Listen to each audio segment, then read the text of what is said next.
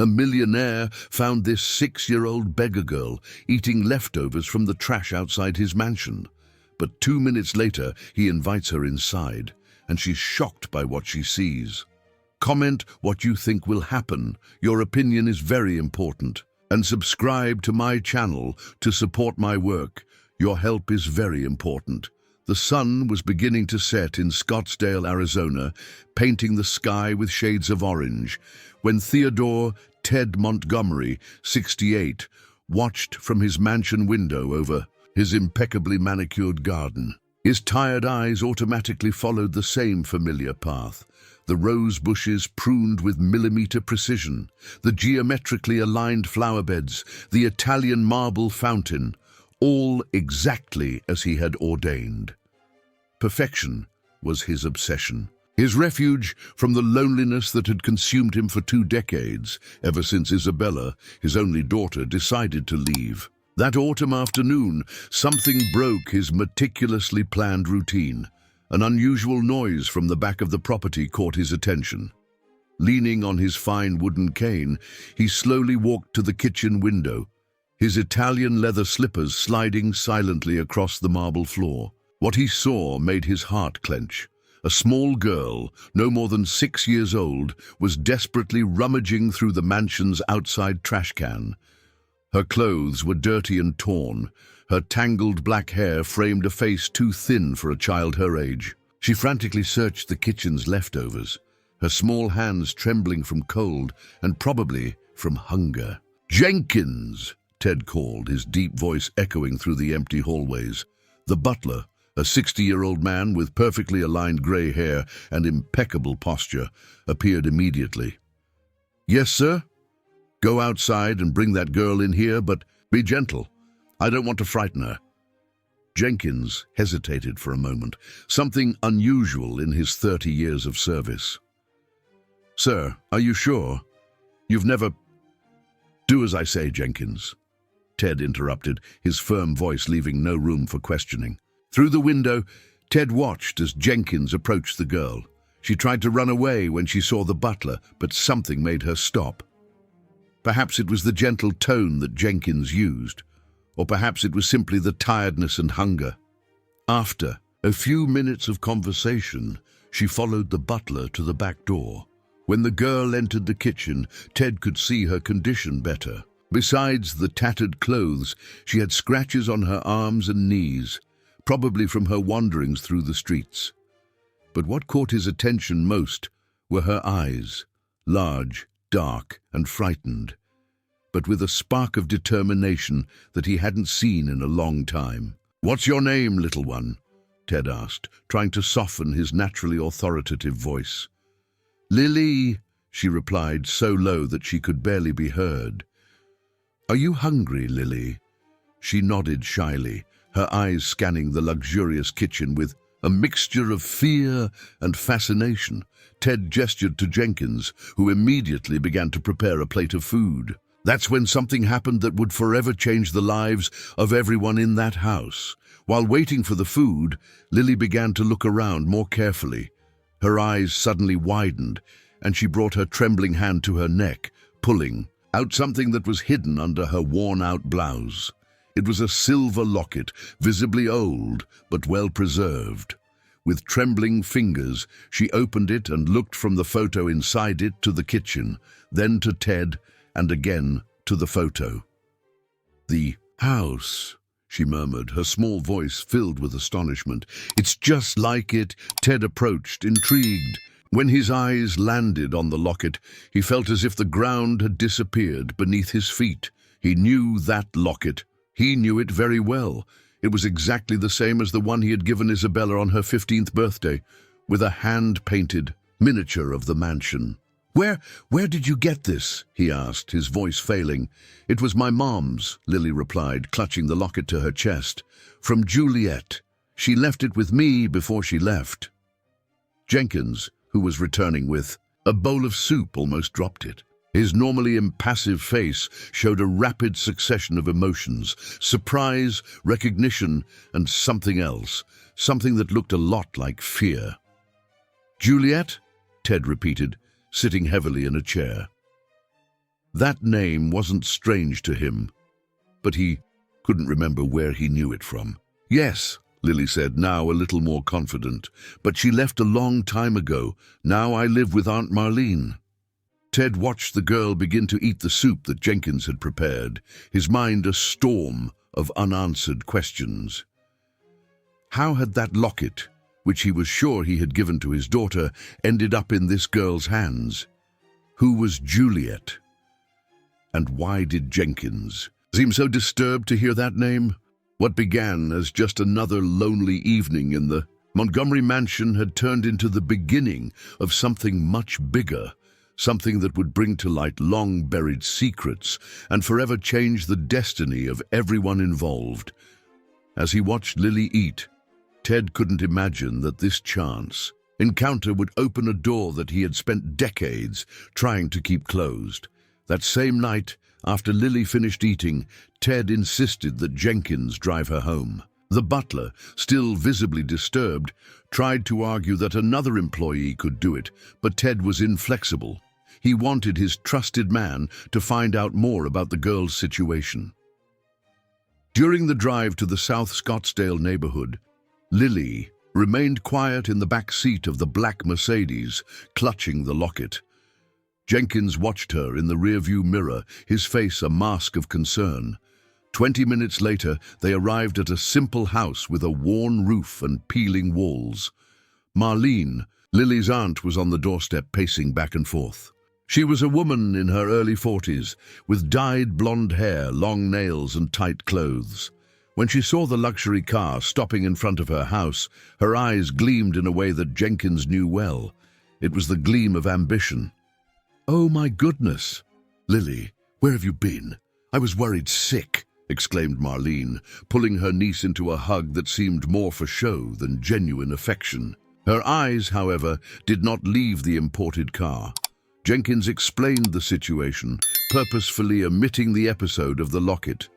He only mentioned that his boss had found the girl hungry and offered help. Marlene listened to everything with exaggerated attention, nodding repeatedly. "Oh, how embarrassing. You know how it is, right? A child, we give them everything we can. But sometimes they go on these adventures," she said, stroking Lily's hair with unnecessary force. "Thank the nice man, Lily." The girl murmured an almost inaudible "thank you," her eyes fixed on the ground. There was something in her posture that deeply bothered Jenkins. A contained fear, a submissiveness that did not match the determination he had seen in her eyes earlier. "Mr. Montgomery would like to help," Jenkins said, following his boss's instructions. "If you allow it, we can provide some things for the girl. Clothes, school supplies." Marlene's eyes gleamed even brighter. "Wow, that's so kind. You know, it's been really hard since Juliet. Well, since she left. I do what I can, but alone. You know how it is." Jenkins handed over an envelope with money, a considerable amount that Ted had set aside. Marlene took it with a speed that contradicted her previous talk about shame. Back at the mansion, Jenkins found Ted in his office, sitting in his Italian leather armchair, contemplating an old photo frame. In the photo, a teenage Isabella was smiling, wearing the same locket that Lily now had. "How is she, Jenkins?" Ted asked without taking his eyes off the photograph. "The situation is concerning, sir," the butler replied, choosing his words carefully. "The aunt didn't seem very—" "Tell me everything," Ted ordered. Jenkins described the house, the neighborhood, Marlene's attitude. As he spoke, he carefully watched his boss's reactions. He had known that man for 3 decades. He knew how to read between the lines of his most subtle gestures. "And the girl?" Ted asked, finally setting aside the photo.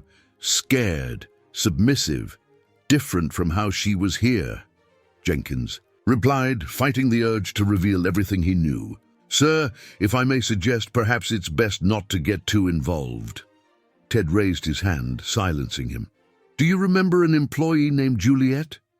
She must have worked here. I don't know, maybe 15 years ago?" Jenkins's heart raced, but his face remained impassive. No, sir. We've had so many employees over the years. I want you to search the old records. Any information about a Juliet who worked here? Ted ordered. Now, sir. It's late. Now, Jenkins. The butler nodded and left the office, his hands slightly trembling. As soon as he closed the door, he leaned against the wall of the hallway, taking a deep breath. In his pocket, there was an old photo, yellowed by time, that he had carried for 15 years. In it, 3 people were smiling. Isabella, a young maid named Juliet, and Jenkins himself. Meanwhile, in the room she shared with her aunt, Lily was sitting on her small bed, looking out the window at the moon shining in the sky. The locket weighed on her neck, guarding secrets that she did not yet understand. "So you met the old millionaire?" Marlene asked, entering the room with a smile that Lily had never seen before. "Interesting, very interesting. He was nice." "To me, Auntie," Lily murmured. "And he's going to be even nicer," Marlene said, sitting on the bed. "You know, Lily, sometimes God puts opportunities in our way. We just need to know how to take advantage of them." Lily didn't quite understand what her aunt meant, but something in her voice made her uneasy. Marlene took the locket that hung from her niece's neck, examining it with new eyes. "Your mother never told me exactly where she got this," she commented, more to herself than to Lily. "I always thought it was worthless, but now—" At the mansion, Ted couldn't sleep. For the first time in a long time, his thoughts were not focused only on Isabella, but also on that little girl who had appeared so mysteriously in his life. There was something in her eyes that reminded him of his daughter, the same mixture of fragility and strength. In his room at the back of the mansion, Jenkins was sitting on his bed, an old box open in front of him. Inside it, dozens of letters that were never delivered, photographs that were never shown, secrets that he had kept for years on end. His hands trembled as he held a particular letter, dated 15 years ago. "Dear Dad," the letter began, in Isabella's elegant handwriting. "I know it's been years since we spoke, but I need to tell you something important. I met someone here who—" Jenkins folded the letter before he finished reading. He knew its contents by heart, every word, every comma. He had memorized them, all over the years, while hiding them from Ted, convinced that he was protecting everyone.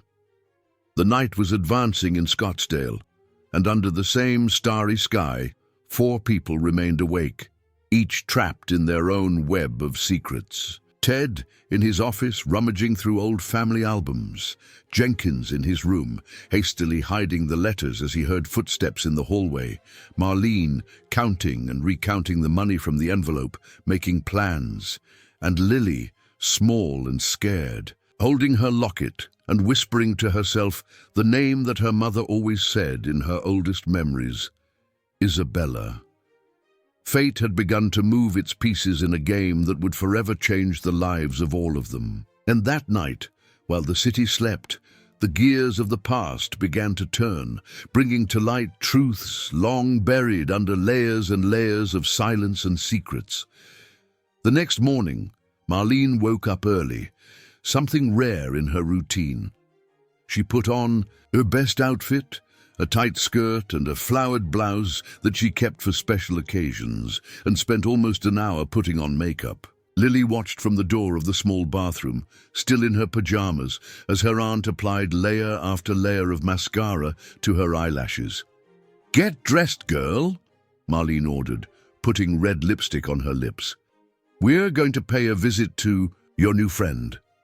Lily felt a chill in her stomach. There was something in her aunt's tone of voice that frightened her, that same unsettling energy from the night before. Obediently, she put on the only dress she had in good condition, a Christmas present from last year that was already getting too short. "No, not that one," Marlene said, rummaging through Lily's small dresser. "We're going to wear this one." She pulled out an old dress full of stains that even soap hadn't been able to remove. "You need to look more needy."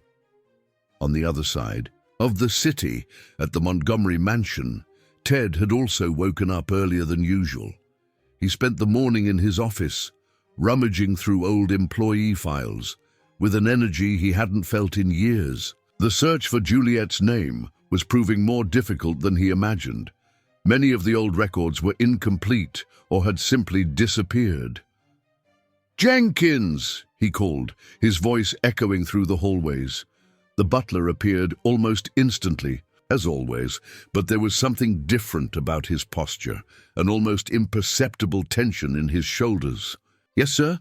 Where are the 2010 records? I only find up to 2008 here."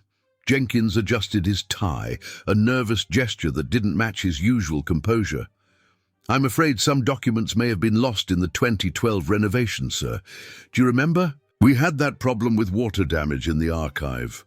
Ted frowned. Yes, he remembered the renovation, but something in Jenkins's explanation didn't ring true. Before he could question further, the mansion doorbell rang. "See who it is," Ted ordered, turning his attention back to the files.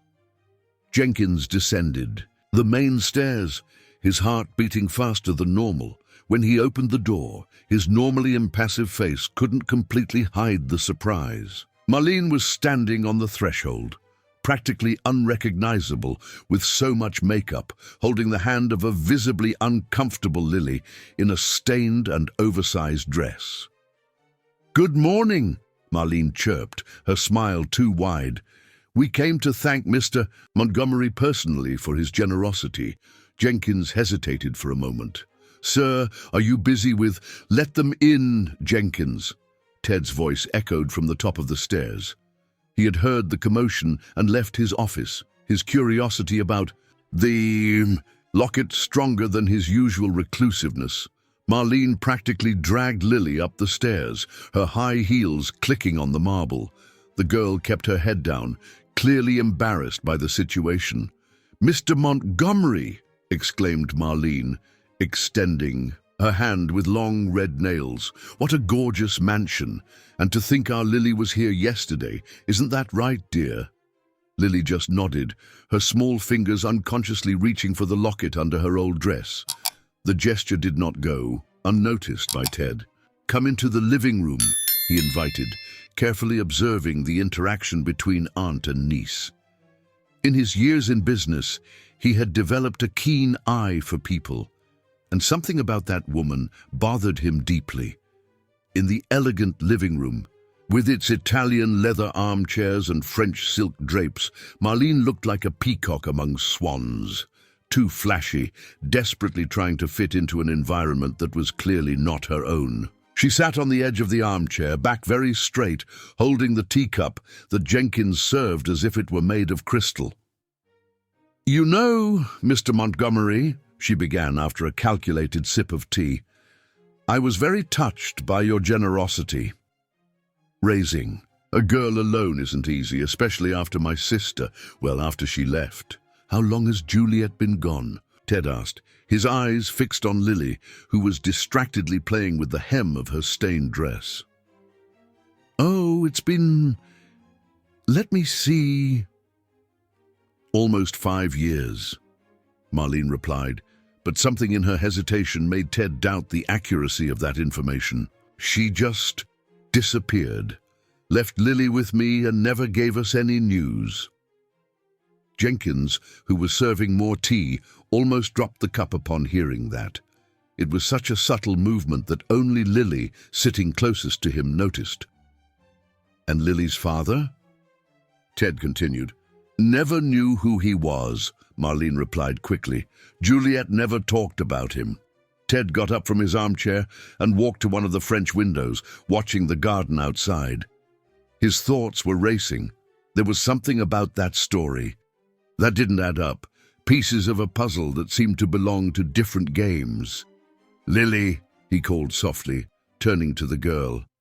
"Do you remember your mother talking about this locket?" Before the girl could answer, Marlene interjected, "Oh, that old piece of costume jewelry. I told her to throw it away, but you know how children are. Attached." "It's not costume jewelry," Ted said, his voice now carrying a weight that made Marlene falls silent. It's a unique piece, custom-made. I know because... Sir, Jenkins interrupted, his voice louder than usual. Your 11 o'clock appointment. Ted looked at the wall clock. There was no appointment scheduled for that day, and Jenkins knew it. The butler was trying to intervene, but why? Of course, said Marlene, getting up hastily. We don't want to take up any more of your time, do we, Lily? We've already thanked you for your generosity and... Wait, Ted requested. I'd like to help more. The girl needs new clothes. School supplies. Marlene's eyes gleamed. It was exactly what she had hoped to hear. You're an angel, but we don't want to bother you.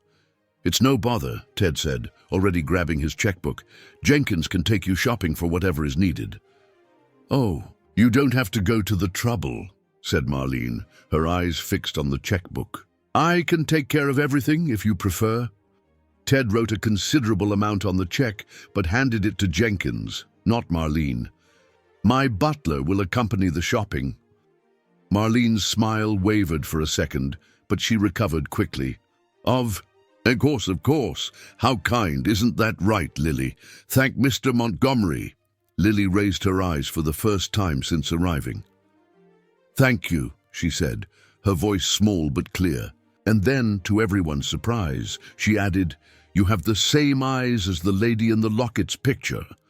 A heavy silence fell over the room. Marlene grabbed Lily's arm too hard, making the girl flinch. Jenkins let out a strange noise, something between a sigh and a groan. And Ted felt the ground disappear beneath his feet. What picture? He asked, his voice barely above a whisper. But Marlene was already practically dragging Lily out of the room. Children and their imaginations. Come on, Lily. We've taken up too much of Mr. Montgomery's time. As she was being dragged out, Lily looked back one last time. Her eyes met Ted's, and in that brief moment, something passed between them. A recognition, a connection that neither of them fully understood. After they left, Ted remained silent for long minutes, staring at the place where Lily had been sitting. Finally, without turning to Jenkins, he said, Cancel all my appointments for the next few days, and find someone who can investigate. Discreetly. Investigate what, sir? Everything, Ted replied, his voice filled with a determination that Jenkins hadn't heard in decades. I want to know everything about Juliet, about Marlene, about Lily, and especially... He finally turned around, his eyes fixed on the butler. I want to know why you're trying to hide something from me, old friend. Jenkins felt a chill run down his spine. In his room, hidden at the bottom of a drawer, the box with Isabella's letters seemed to throb like a time bomb about to explode. The next morning, Ted received in his office a woman in her 50s, with short grey hair and sharp eyes behind discreetly framed glasses. Delia Mendez had the reputation of being the most efficient private investigator in Arizona, known for her discretion and unorthodox but extremely effective methods. I want everything, Ted said, pushing a thick envelope across the mahogany desk. Every detail of this woman's life, Juliet. Where she was born, where she studied, where she worked. I want to know why she disappeared, and, above all, what her connection to my daughter Isabella is. Delia took the envelope without counting the money. Her reputation was worth more than any amount. You said she worked here, apparently, but the records from that period have mysteriously disappeared. Ted cast a significant look at the closed door of the office, where he knew Jenkins was probably trying to listen to the conversation. And the girl? Delia asked, flipping through her preliminary notes. Lily, Ted said, his voice softening involuntarily as he spoke the name. 6 years old, lives with her aunt, Marlene Santos, in South Scottsdale. The mother, Juliet, disappeared about 5 years ago, according to the aunt. But I have my doubts about that information. Delia made some quick notes. And the locket? It's the most intriguing piece of the puzzle, Ted replied, getting up with some difficulty and walking to an old safe built into the wall. After dialing the combination, he took out a small blue velvet box. I had this locket made for my daughter when she turned 15. It was a unique piece, with a miniature of the mansion hand-painted. He opened the box, revealing a locket identical to the one Lily was carrying. This is the original, or at least I thought it was. Isabella left it behind when she left. Delia examined the jewel with professional attention. 2 identical lockets. Interesting. Impossible, Ted corrected. The artisan who created it passed away more than a decade ago, and he assured me that it was a unique piece. At that moment, they were interrupted by a knock on the door.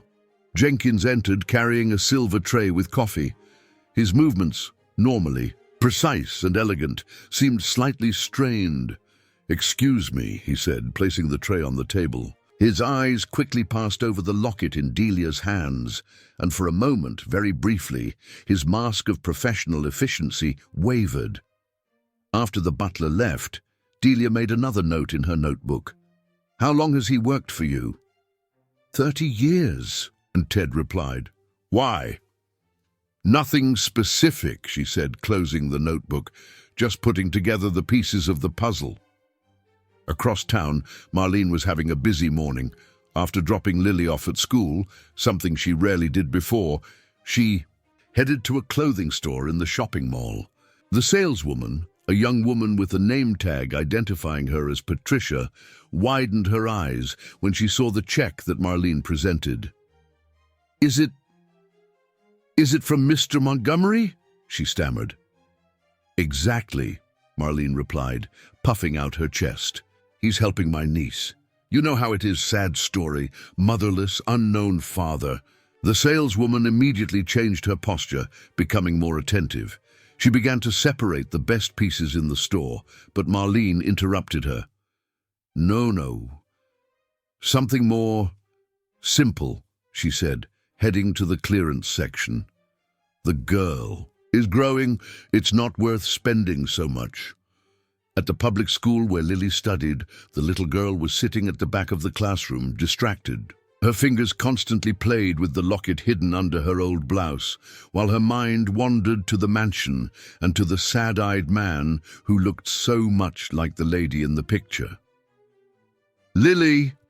The voice of the teacher, Carmen, brought her back to reality.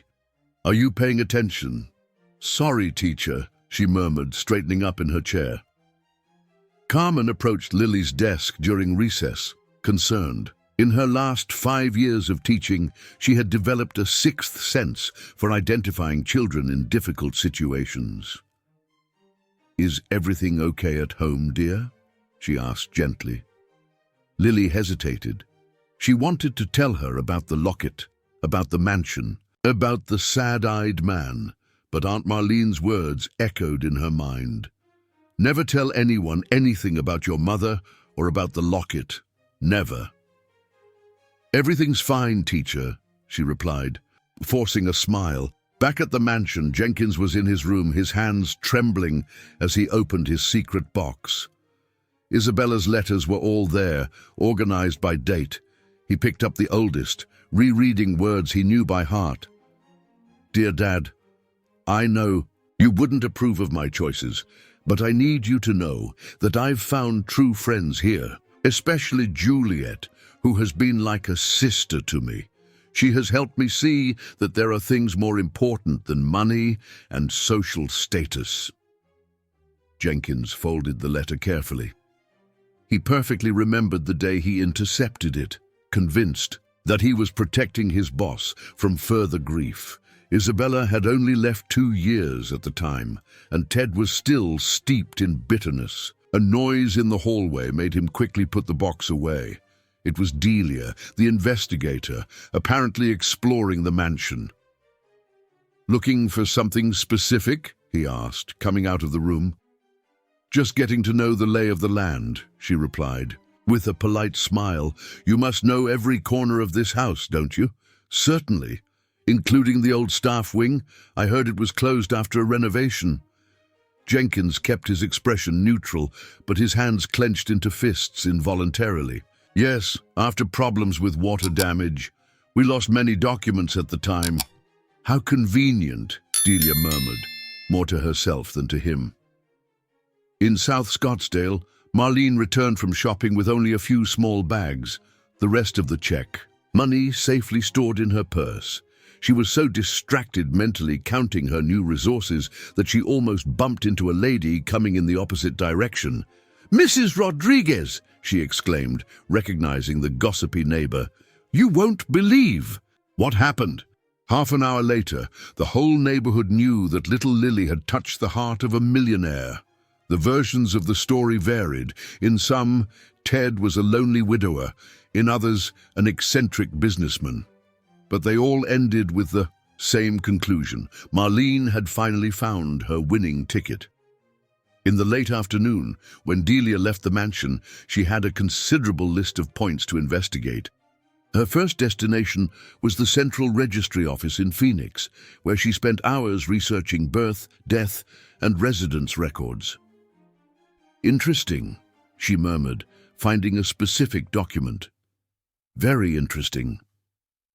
In his office, Ted contemplated an old photograph of Isabella. His daughter smiled at the camera, the locket shining on her neck, her eyes filled with a joy he never saw again after his wife left. It was at that moment that he made a decision. He picked up the phone and dialed the number that Delia had left. When she answered, his voice showed no hesitation. "I want you to find my daughter too. I don't care how much it costs or how long it takes. Find Isabella." On the other end of the line, Delia paused significantly before replying. "Mr. Montgomery, I think you should know. I just found something in the records that could change everything." "What?" he asked, his heart racing. "It's better if we talk in person. I'll be there in an hour." When he hung up the phone, Ted realized that his hands were trembling. In the silver frame on his desk, Isabella's smile looked different now, no longer cheerful, but almost secretive, as if his daughter knew something that he had never been able to see. In the hallway, Jenkins overheard the telephone conversation and felt the blood run cold in his veins. He needed to act fast, very fast. Night fell in Scottsdale when Delia returned to the Montgomery mansion, carrying a thick folder full of documents. The investigator had a grave expression, which did not go unnoticed by Jenkins when he opened the door for her. The butler tried, as usual, to lead her to the office, but Delia had other plans. "I need to check something first," she said, turning suddenly towards the old staff wing. Jenkins felt his stomach churn. "That area is off limits," he protested, standing in front of her. "Structural problems, as I mentioned." Delia smiled, a smile that didn't reach her eyes. "Interesting. Because according to city records, there has never been any renovation request for this area of the mansion. In fact, the last inspection, carried out just 2 years ago, indicated that this wing is in perfect condition." Jenkins's face, normally impassive, trembled slightly. Before he could answer, Ted's voice echoed from the top of the stairs. "Is there a trouble?" he asked, descending the steps with the aid of his cane. "None, sir," Jenkins replied quickly. "Mrs. Mendez was just—" "Discovering that your butler has been lying to you," Delia interrupted, her eyes fixed on Jenkins. "And I suspect this isn't the only lie." Ted looked at Jenkins for a long time, his face a mask of disappointment and sadness. "Open the staff wing," he ordered. "Sir, Now, Jenkins." With trembling hands, Jenkins took a set of keys from his pocket. While he was searching for the right key, Delia took the opportunity to share her initial findings. "I found interesting records at the registry office," she said, opening her folder. "Juliet Silva worked at this mansion from 2009 to 2011. She was very close to your daughter Isabella, according to testimonies I collected from other employees at the time. But the most intriguing thing—" She paused dramatically, observing Jenkins's reaction, "is that she didn't disappear 5 years ago, as Marlene claims. In fact, I found records of her in a hospital in Flagstaff until 2019. The key that Jenkins was holding fell to the floor with a metallic thud. "Continue," Ted ordered, his voice tense. Juliet was admitted to the hospital in serious condition after a car accident. She was in a coma for 3 months, and when she woke up, she had lost much of her memory. She was transferred to a rehab clinic, and after that, the trail goes cold. Ted closed his eyes, processing the information. "And Lily?" "That's where it gets even more interesting," Delia replied. "According to official records, Lily was born in 2019 at the same hospital where Juliet was hospitalized. But impossible," Ted interrupted. "The girl is 6 years old." "Exactly," Delia agreed, "which means someone forged these documents, and very well at that." Jenkins finally managed to open the door to the old staff wing. The air that came out of there was heavy with the smell of mold and guarded secrets. Delia was the first to enter, followed by Ted and a reluctant Jenkins.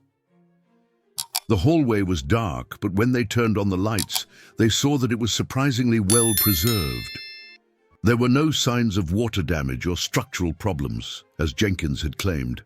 "The archive was here," Ted said, pointing to a door at the end of the hall. When they opened the door, they found shelves full of files and documents, all perfectly organized. Jenkins let out a low groan. "I see your memory about the location of the files has improved considerably," Delia commented with irony. Ted began to examine the files, his fingers running over the catalogued years: 2008, 2009, 2010. They were all there, perfectly preserved. "Why, Jenkins," he asked, his voice laden with heartache, "why did you lie about this?" The butler remained silent, his face a mask of anguish. Delia took advantage of the moment to conduct her own investigation, heading straight to the 2010 section. "Here," she said after a few minutes, pulling out a file. "Juliet Silver's employment record, and look at that, attached to it, personal correspondence." Ted took the file with trembling hands. Inside, in addition to the employment documents, were photographs. His heart stopped when he saw the first one: Isabella and Juliet, hugging and smiling, both wearing identical lockets. "This isn't possible," he murmured. "The locket was unique." "It wasn't," Jenkins said suddenly, his voice breaking. "Isabella had a copy made for her best friend." Ted turned slowly to the butler. You knew all along." "I just wanted to protect you, sir," Jenkins said, tears running down his aged face. "After Madam passed, you became so bitter, so controlling." Isabella was suffocating. "When she met Juliet, for the first time in years, I saw your daughter smile for real again." "Continue," ordered Delia, recording every word on her cell phone. "They became inseparable," Jenkins continued. "Juliet was of humble origins, but she had a beautiful soul. She taught Isabella that there was more to life than money and social status. Your daughter blossomed, sir. She began to question the values you had imposed. She began to have her own dreams. And I couldn't allow that?"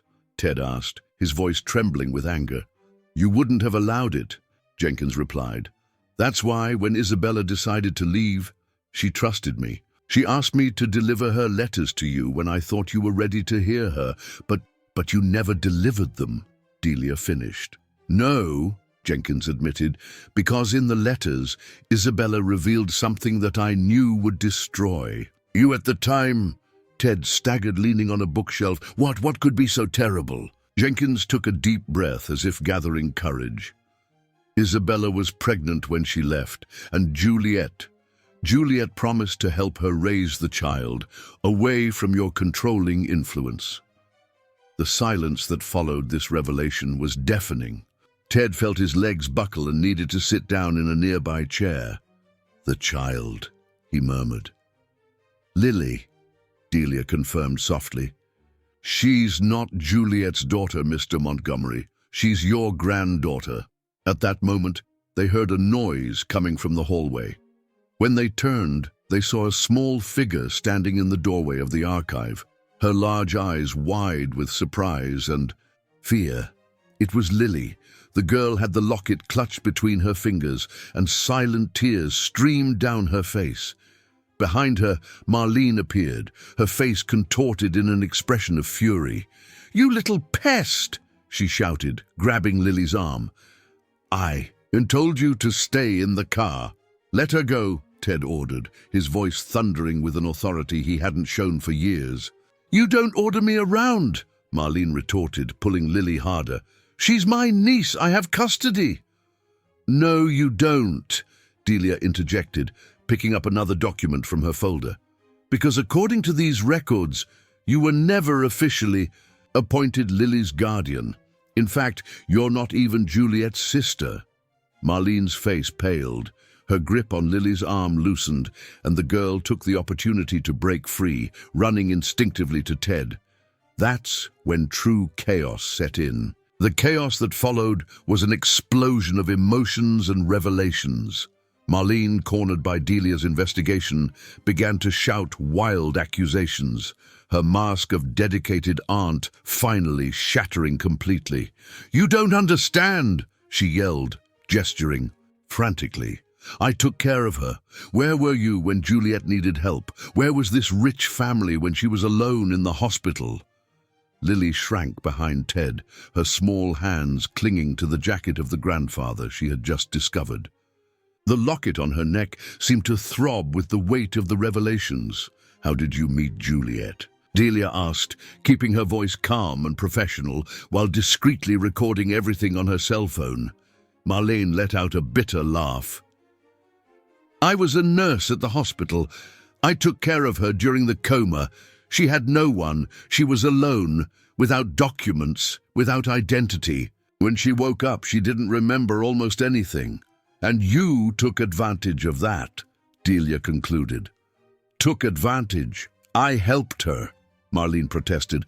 "She only remembered fragments, a locket, a mansion, a promise made to someone named Isabella. And the girl. She wouldn't stop asking about the girl." Ted felt his heart clench. Lily, still clinging to him, listened to everything with an understanding beyond her 6 years. "Continue," ordered Delia. "Juliet had an obsession," Marlene continued, now pacing back and forth in the dusty room. "She needed to find a child. She said she had promised to take care of her, that it was her responsibility.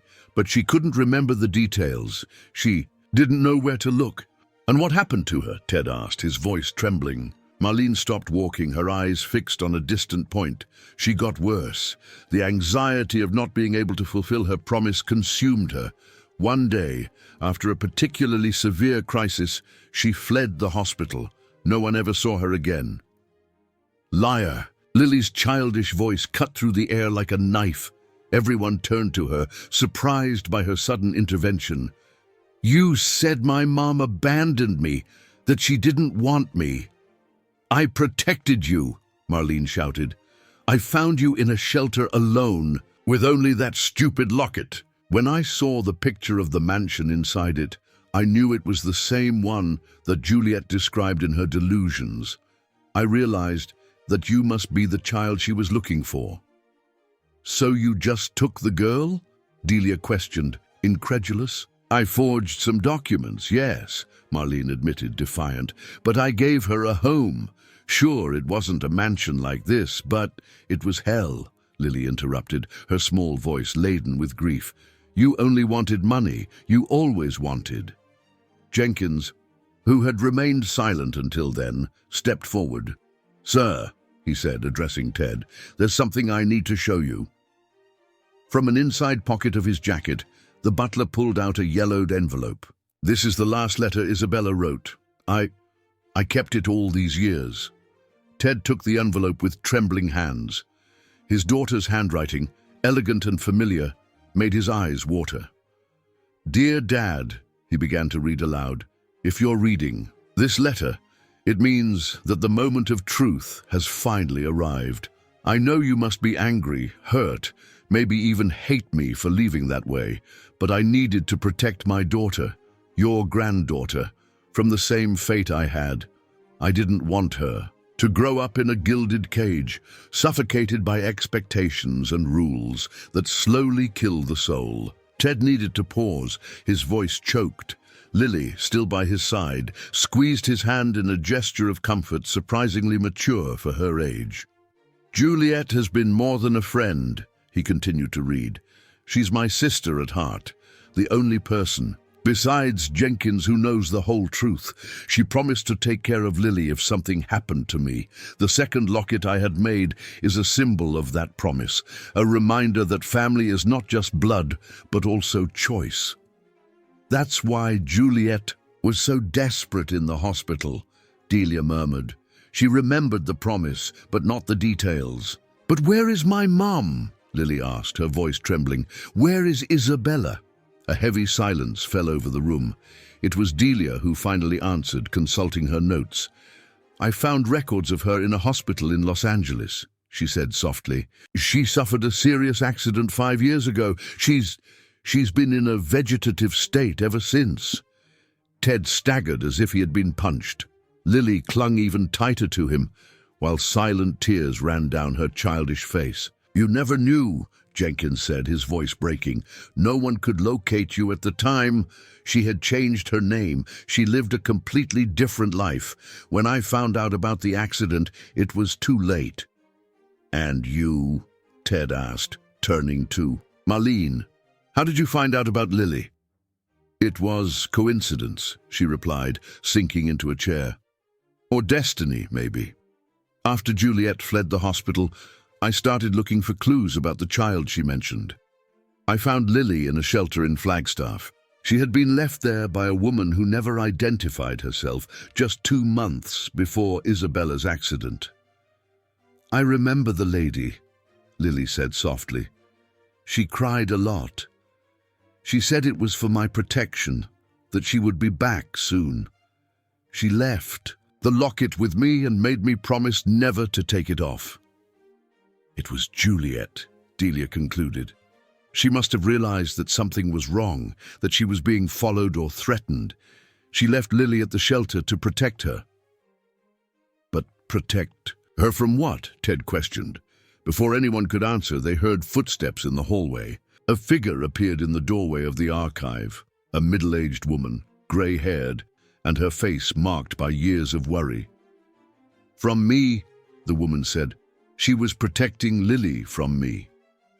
Everyone turned, shocked. Jenkins was the first to recognize her. Mrs. Lancaster, he murmured. Who? Ted asked. The mother of the man Isabella was dating, Jenkins replied. Lily's biological father.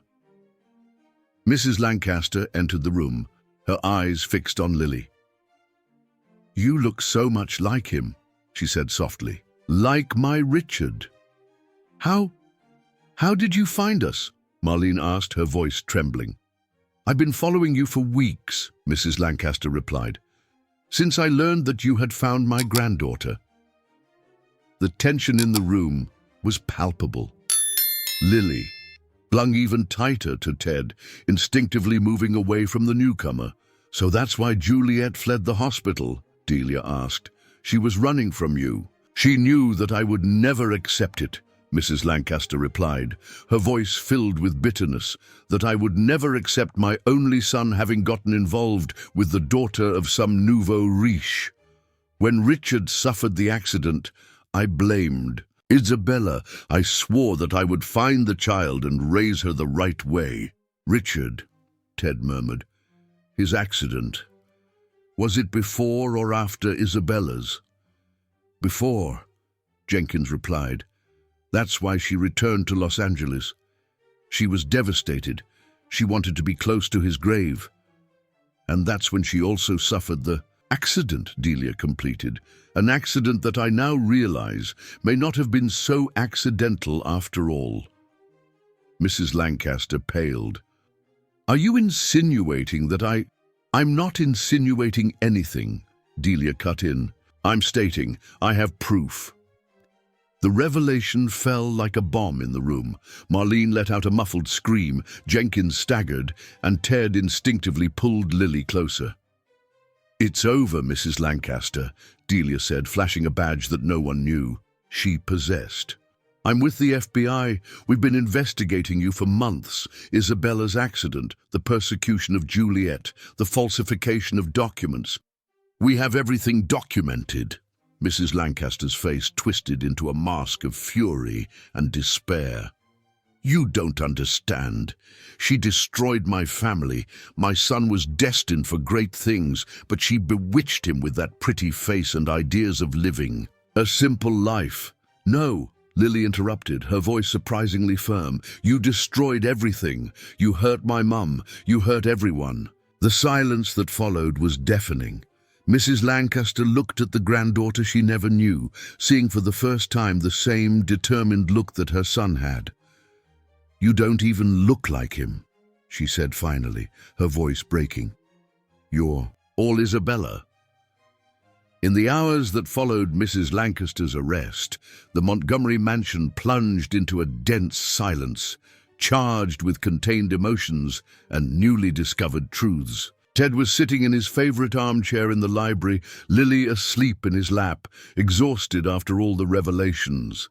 The girl's locket shimmered softly under the lamplight, as if it too was at peace for finally having fulfilled its mission of reuniting that fragmented family. Delia, now officially identified as Agent Delia Mendez of the FBI, was organizing her notes on the mahogany desk.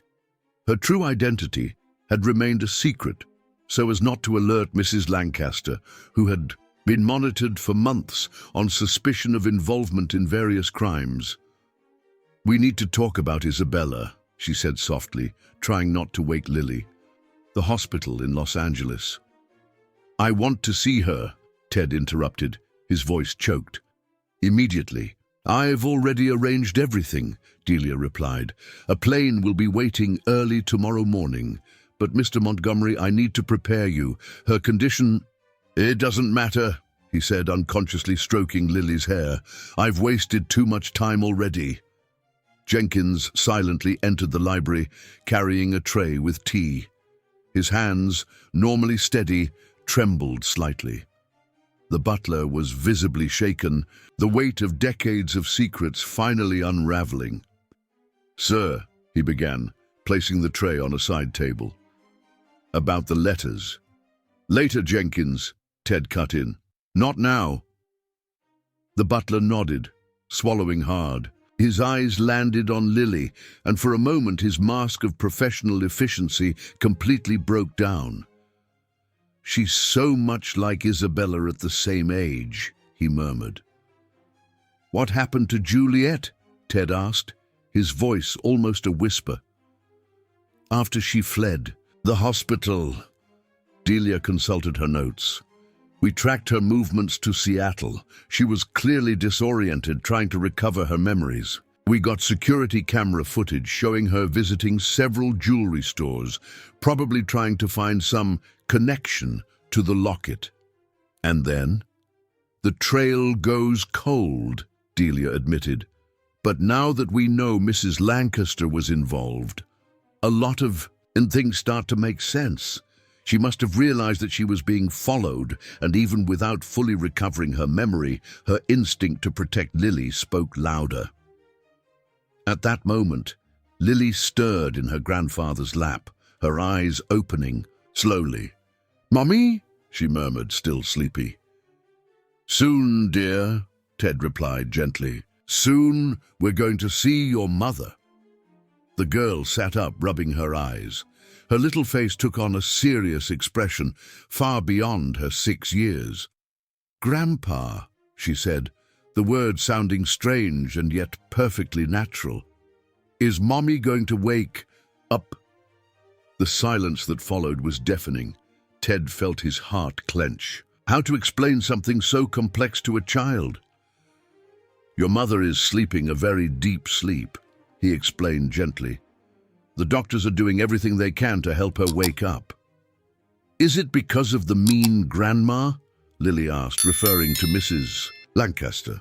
Yes, Delia replied, sitting next to them. But she won't hurt anyone anymore, I promise. Jenkins cleared his throat, attracting everyone's attention. There's something you need to see, he said, taking an aged envelope from the inside pocket of his jacket. I found this among Isabella's letters. It's a kind of diary written in the weeks before the accident. Ted took the envelope. With trembling hands, Isabella's handwriting, so familiar and yet so distant, covered several pages. Dear Diary, he began to read aloud. Richard left today. I can't believe he's gone.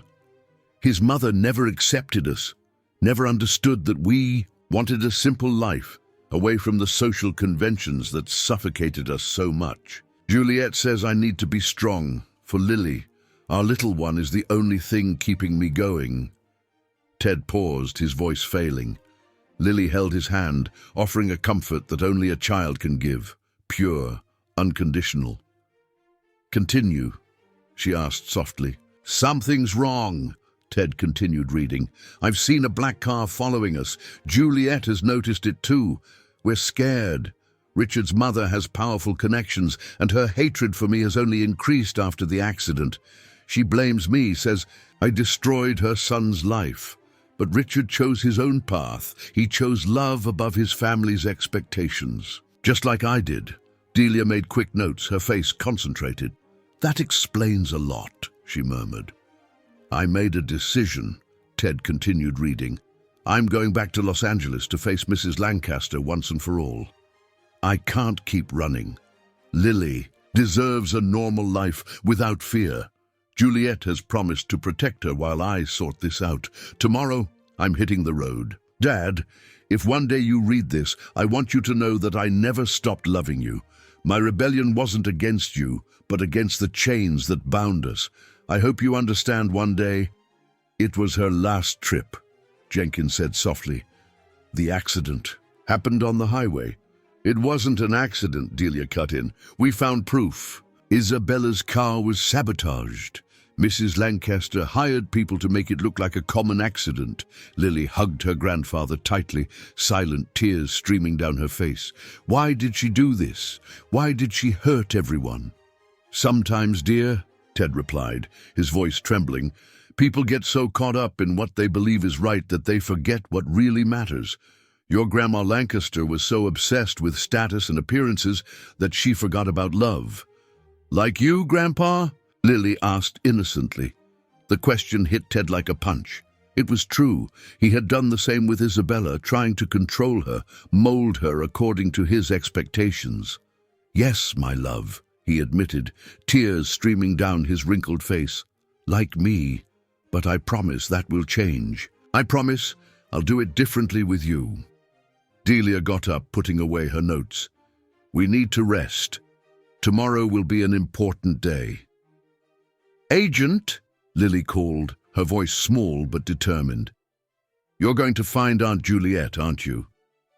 I'll do my best, dear, Delia replied. Now that we know more about what happened, we have new leads to follow. Jenkins, who was near the window, watched the sun beginning to rise on the Scottsdale horizon.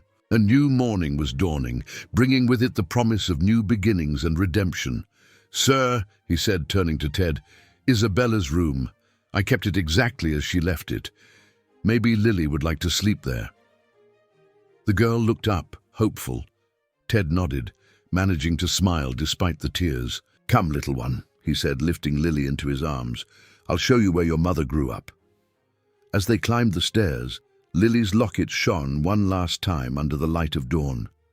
That small object, created as a symbol of love and transformed into a guardian of secrets, had finally fulfilled its destiny to reunite a family torn apart by pride, fear, and prejudice. Morning was dawning in Scottsdale, and with it, a new story began to be written. Isabella's room was like a time capsule, preserving intact every detail of her 18 years. When Ted opened the door, the soft scent of lavender, his daughter's favorite fragrance, still lingered in the air, thanks to the sachets that Jenkins religiously replaced every month. The king-size four-poster bed still had the same embroidered flower quilt. The French silk curtains maintained the exact shade of antique pink, and the Victorian dressing table still displayed the various photo frames with pictures of a smiling Isabella. Lily entered the room with hesitant steps, her big eyes absorbing every detail. She stopped in front of the dressing table, observing the photographs. In one of them, Isabella appeared embracing a handsome boy with green eyes. "Is that my dad?" she asked softly, touching the photo with her fingertips. Ted approached, his heart clenching as he saw Richard smiling in the photograph. "Yes, little one, this is Richard. He looks happy," commented Lily. "Mean Grandma said that Mommy destroyed his life, but he's smiling here." "Your mum and dad loved each other very much," Ted explained, sitting on the edge of the bed. "They wanted to live in a way that was different from what their families expected. I couldn't understand that at the time." Lily continued to explore the room, stopping occasionally to examine some object that caught her attention. On a bookshelf, she found a photo album and brought it to the bed, sitting next to her grandfather.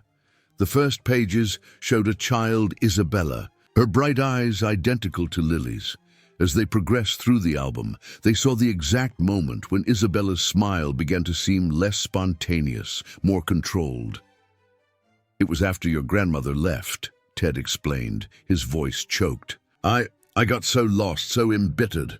I started trying to control everything and everyone around me, especially Isabella. I thought I was protecting her, but I was actually suffocating her." "Like mean Grandma did with Dad?" Lily asked. The innocent question hit Ted like a lightning bolt. "Yes," he admitted, feeling the weight of his guilt. "Exactly like her." At that moment, Jenkins entered the room, carrying a tray with hot chocolate and cookies. His eyes were red, revealing that he had been crying. "I thought you'd like a snack before going to bed," he said, placing the tray on a small table. "I made it the way your mom liked it, Lily, with marshmallows and cinnamon." The girl smiled, taking a cup. The butler continued standing there, clearly wanting to say something more. "Sir," he began, hesitant, "about the letters." "Sit down." "Jenkins," Ted said, surprising the butler, "I think it's time to clear all the secrets." Jenkins obeyed, sitting in a nearby armchair. From his pocket, he took a bundle of letters yellowed by time. "I started intercepting Isabella's letters soon after she left," he confessed. "At first, it was because you were too shaken. I thought I needed to protect you. But after, Ted prompted. "After I found out about her pregnancy," Jenkins continued, his voice trembling, "and about the plan to raise the child far from here with Juliet's help, I couldn't accept it. I had practically raised Isabella. I considered her like a daughter, too." "That's why you hid everything from me?" Ted asked. "Not just for that," Jenkins admitted, lowering his eyes. I loved Isabella, not like a father or a servant. I really loved her since she was a teenager. When she started getting closer to Juliet, when she started changing, questioning everything, I felt like I was losing her again." Lily watched the conversation in silence, sipping her hot chocolate. There was an understanding in her eyes that went beyond her age. "In the last letters," Jenkins continued, "Isabella talked about coming back. Not to stay, but to try a reconciliation. She wanted you to meet your granddaughter. She wanted to try to build a new relationship without the shackles of the past. But I destroyed that chance." Ted closed his eyes, feeling the weight of the words. How many years lost? How many opportunities wasted by pride, fear, and secrets? "Uncle Jenkins," Lily's voice cut through the silence, "do you also have a locket?" The butler widened his eyes, surprised by the question. "No, dear, why?" "Because you also loved Mommy," she replied simply, "and Aunt Juliet got one for loving her." The simplicity of the childish logic made both men emotional. Ted took the locket that was in his pocket, the original that Isabella had left behind, and held it out to Jenkins. "Take it," he said. "You deserve it. Despite the mistakes, I know that everything you did was out of love." Jenkins took the locket with trembling hands. "Sir, I can't." "You can," Ted interrupted. "And from now on, no more sir. We're family. Jenkins, a strange and broken family, but still a family." At that moment, Delia appeared in the doorway of the room. Her normally serious face showed signs of weariness, but also of hope. "Sorry to interrupt," she said, "but I just received an important piece of information. We found Juliet." Everyone jumped to their feet. "Where?" Ted asked. "In a convent in Seattle," Delia replied. "She sought refuge there after fleeing the hospital. The nuns welcomed her even without memory. And there's more. She has started to recover some memories in recent weeks." "Does she know about me?" Lily asked, her voice trembling with expectation. "She never forgot you, dear," Delia replied softly. "Even without remembering the details, she never stopped looking for the girl with the locket, as she called you." Silent tears streamed down Lily's face. Ted hugged her, feeling her small body tremble with suppressed sobs. "Can we go see her?" he asked. "Tomorrow," Delia replied, "after we visit Isabella in Los Angeles. I've already organized everything." Lily snuggled closer in her grandfather's embrace. "Grandpa," she murmured, "do you think Mommy will be happy when she wakes up? Do you think she'll like me?" Ted felt his heart break and reconstitute at the same time. "My love," he said, kissing the top of his granddaughter's head. "Your mother already loved you before you were even born. And when she wakes up, because she will wake up, it will be the happiest day of her life." "Our," corrected Lily. "The happiest day of our lives." Jenkins discreetly wiped away a tear, the locket now hanging around his neck shining softly under the light of the room. Delia smiled, putting away her notes. Some stories didn't need to be recorded on paper, as they were engraved in the heart. Night was advancing in Scottsdale, and in the room that preserved Isabella's memories, a new family began to heal. The three lockets, Lily's, Jenkins's, and the one that had belonged to Juliet, seemed to pulse in unison, as if they shared a secret. Sometimes something has to break completely in order to be rebuilt in an even more beautiful way. The trip to Los Angeles began in the early hours of the morning. Ted's private jet took off from Scottsdale Airport, still under the pink light of dawn, carrying not only passengers, but also the weight of 2 decades of secrets and hopes. Lily was sitting by the window, her small face glued to the glass, watching the clouds that looked like cotton candy. Beside her, Ted tried to disguise his nervousness by flipping through a magazine that he couldn't really read. Jenkins, sitting across the aisle, kept his eyes fixed on the locket he was now carrying, his fingers repeatedly tracing the outline of the miniature mansion. Delia, for her part, continued working, organizing documents and making calls in a low voice. "Grandpa," Lily called suddenly, "what's the hospital like where Mommy is?" Ted swallowed hard. Delia had talked to him the night before, preparing him for what they would find. Isabella's condition was delicate. She was breathing with the help of machines, and although there was some brain activity, the doctors were cautious in giving any hope of recovery. "It's a very good hospital, dear," he replied, choosing his words carefully. "The doctors take very good care of your mother." "Will she recognize me?" Lily asked, her small voice filled with expectation. Before Ted could answer, Delia gently interjected, "Lily, your mother is sleeping a very deep sleep. She may not be able to show that she recognizes you, but I'm sure that somewhere inside her she knows you're there." The girl nodded, returning to look out the window.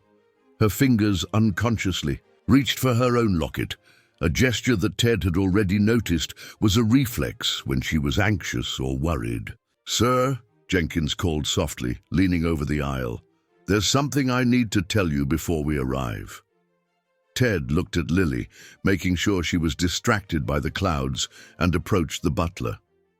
"During all these years," Jenkins continued, his voice almost a whisper, "I kept in contact with the hospital. I received updates on Isabella's condition regularly. I never told you because it was another one of my misguided attempts to protect you." "What else do you know, Jenkins?" Ted asked, trying to control the irritation in his voice. "There were moments when she showed signs of consciousness," the butler replied, tears forming in his eyes.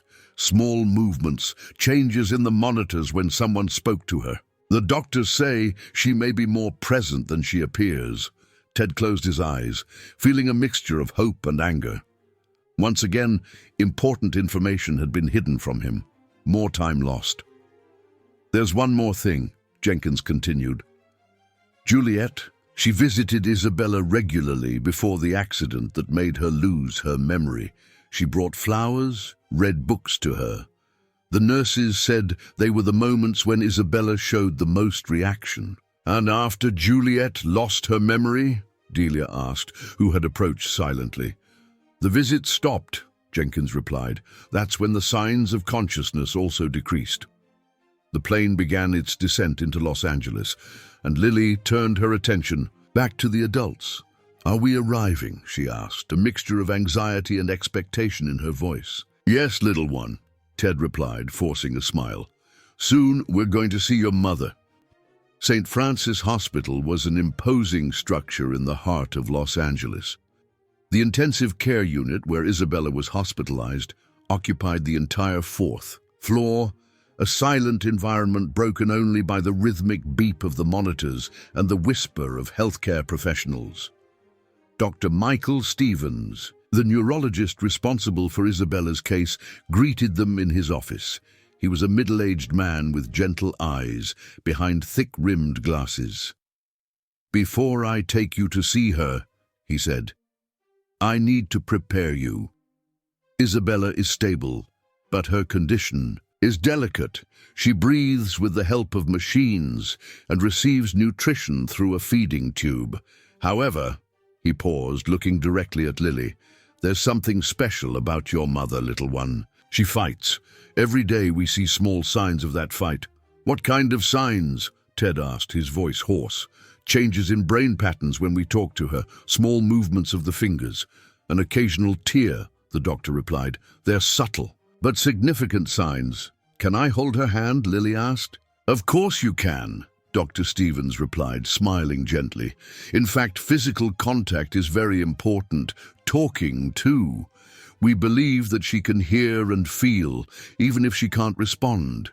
When they finally entered Isabella's room, the impact was immense. She was lying in a hospital bed, surrounded by machines and monitors. Her face, although paler and thinner, still retained the beauty that Ted remembered. Her black hair, now with some white strands, was spread over the pillow. Lily let go of Ted's hand and approached the bed slowly. With a maturity surprising for her 6 years, she showed no fear of the machines or the tubes. She just approached and very gently took her mother's hand. "Hi, Mommy," she said softly. "I'm Lily. I kept your locket, like you asked." At that moment, something extraordinary happened. One of the monitors began to register a change in Isabella's brain pattern. Dr. Stevens, who was watching closely, gestured in surprise. "Keep talking," he encouraged. "She's reacting." Lily took the locket off her neck and placed it in Isabella's hand, gently closing her fingers around the jewel. "I met Grandpa," she continued. "He has the same sad eyes that you have in the picture. But now he smiles more. And Uncle Jenkins is here too. He kept all your letters, you know. He loves you very much." The monitors continued to show increased activity. Ted approached, his legs trembling. "Isabella," he said, his voice choked. "My daughter, forgive me, please, forgive me for everything." A tear rolled down Isabella's face. "Look!" exclaimed Lily. "She's crying!" Dr. Stevens quickly approached, examining the monitors carefully. "This is extraordinary," he murmured. "This level of response, we haven't seen anything like it in years." Jenkins, who had remained near the door, also approached. "Isabella," he said, softly, "we found Juliet. She's fine, and tomorrow we're going to pick her up in Seattle." Another peak of activity on the monitors. "Mommy," Lily continued, "Aunt Juliet never forgot the promise she made to you. Even when she didn't remember who she was, she still tried to find me, and now we're all together again." Suddenly, Isabella's fingers closed slightly around the locket. It was a small movement, almost imperceptible, but everyone in the room saw it. "That's it!" exclaimed Dr. Stevens, his voice betraying his professional excitement. "Keep talking to her. This kind of response is exactly what we were hoping for." Delia, who was watching everything from the door, made quick notes in her notebook. As an investigator, she was used to dealing with facts and evidence, but what she witnessed there went beyond any rational explanation. It was the power of love, of family, of bonds that neither time nor distance could break. "Mean Grandma won't hurt anyone anymore," Lily said, her voice firm despite the tears that ran down her face. "Agent Delia arrested her. Now you can wake. Up, Mommy. It's all right now." At that moment, something even more extraordinary happened. Isabella's eyes, which had remained closed for 5 long years, trembled slightly, and then, very slowly, they opened. The hospital room plunged into a silence charged with emotion when Isabella's eyes opened for the first time in 5 years.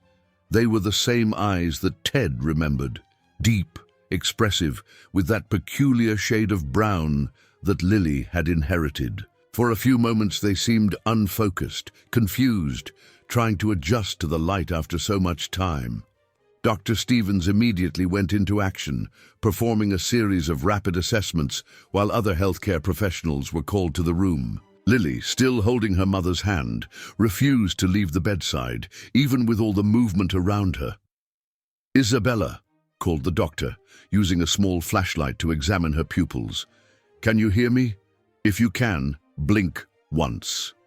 After what seemed like an eternity, Isabella blinked, once deliberately. "Excellent," continued the doctor. "Now, can you squeeze your daughter's hand?" Isabella's fingers closed slightly around Lily's hand, who let out an exclamation of joy mixed with sobs. "This is extraordinary," murmured Dr. Stevens, making quick notes in her record. "Cases of awakening after so long in a vegetative state are extremely rare, and to present this level of consciousness and immediate motor response is even more exceptional." Ted, who had been practically paralyzed since his daughter's eyes opened, finally found his voice. Is she going to recover?" "It's too early to make any definitive prognosis," the doctor replied cautiously, "but these are very positive signs. The fact that she is responding to simple commands and demonstrating recognition is very encouraging." At that moment, a nurse rushed into the room, carrying a tray with equipment. "Dr. Stevens, we need to do a complete assessment, and also remove the breathing tube, since she is demonstrating her own respiratory drive." "Yes, of course," agreed the doctor. Turning to the family, he continued, "We need to ask you to wait outside for a few minutes. We are going to perform some important procedures." "No," protested Lily, clinging tighter to her mother's hand. "I don't want to leave her." Isabella's eyes moved towards her daughter's voice, and more tears streamed down her face. Dr. Stevens observed the interaction for a moment before making a decision. "The little one can stay," he said, "but the others need to wait in the hallway. I promise we won't be long." Jenkins practically had to drag Ted out of the room. In the hallway, the elderly man finally collapsed, his knees giving way under the weight of the emotion. The butler supported him, guiding him to a nearby chair. "She woke up," Ted murmured repeatedly, as if he needed to say it out loud to believe it. "My daughter woke up." Delia, who was watching everything with her trained investigator's eyes, made quick notes on her cell phone. "I'm going to have to postpone our trip to Seattle," she said. "Juliet needs to know this immediately, but I think it's best to wait until Isabella is more stable before we make the trip." Inside the room, the medical team worked with silent efficiency. Lily watched everything with a mixture of fascination and concern, still holding her mother's hand firmly. When they finally removed the breathing tube, Isabella coughed a few times before managing to breathe on her own. "Water," she whispered, her voice hoarse and weak after years of disuse. The nurse quickly moistened her lips with a wet swab. I can't give you normal water yet," she explained gently. "We need to do some tests first." Isabella's eyes remained fixed on Lily, as if she feared that the girl might disappear if she blinked. Her free hand tried to move towards her daughter's face, but the muscles, atrophied by time, did not fully obey the command. "Easy," advised Dr. Stevens. "Your muscles will need time and physical therapy to regain strength. We'll do things slowly, one step at a time." Lily," Isabella managed to whisper. "Yes, Mommy," the girl replied, smiling through her tears. "It's me." Locket. "It's here," Lily said, showing the jewel that was still in Isabella's hand. "I kept it, like you asked. And look, Grandpa gave the other locket to Uncle Jenkins." Isabella's eyes widened slightly upon hearing that, and the monitors recorded a change in her heart rate. "Easy," Dr. Stevens interjected. "Not too many emotions at once. Let's take it easy." But Isabella seemed to have other ideas. With visible effort, she managed to articulate, Dad? "He's outside," Lily replied. "Do you want me to call him?" An almost imperceptible movement of her head indicated yes. Dr. Stevens hesitated for a moment, but eventually agreed. "Just the father," he said, "and please try to remain calm." When Ted entered the room again, his eyes met his daughter's for the first time in 20 years. Time seemed to stop. All the words he had rehearsed over the years, all the apologies he had planned, simply disappeared. "Isa," was all he could say, using her childhood nickname.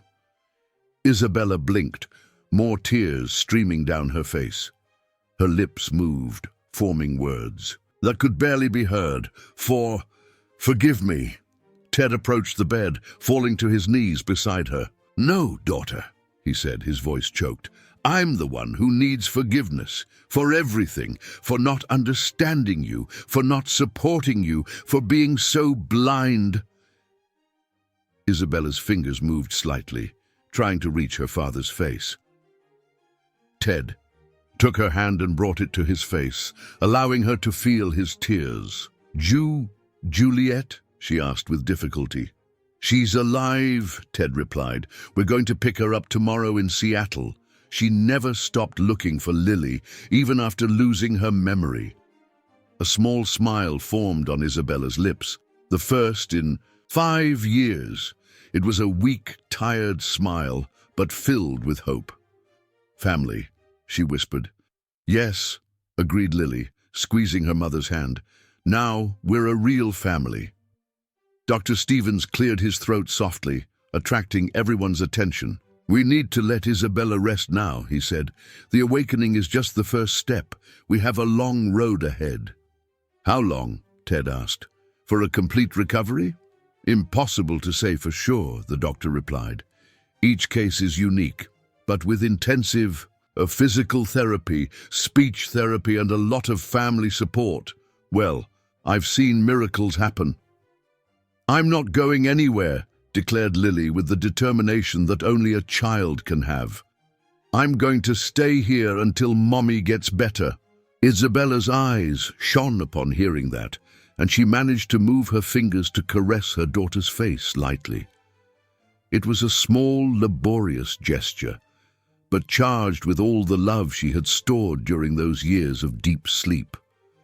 In the hallway, Jenkins and Delia were talking in a low voice.